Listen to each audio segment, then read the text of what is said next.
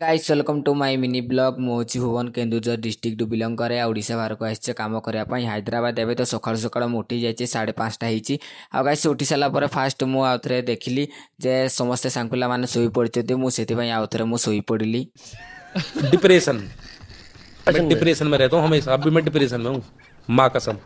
तापर गाइस मुझे पानी पी देती कहीं सका सका पानी पीने देह भल रुहे। आ गाइस सेटा हूँ आम बारर दृश्य एमती किसी देखा जाए सका सका व्यू आपर मुझे बुरुष फुरुष धरदेकिना पलि आसती बाथरूम को कहीं मत बुरुष करार आ बुरुष फुरुष एवं तो मुझे करुचे। आ गाइस गोटे कथा आपको चाहूँचे कहीं गाइस आपने जिते बाहर रुहते केतटा बेले उठुं निहती कमेंट करेंगे। तो आज तो गाइस मुझे 5टा बेले उठी जाए आ मो सांग पिला 9टा 9:30 बेले उठे आ देन पलि आसती मो रूम को देखी पारे सोनू बाबू तर रुटी तैयारी कर मोर मुह को मोर गामछार पुंची देकिना चमकई दूचे।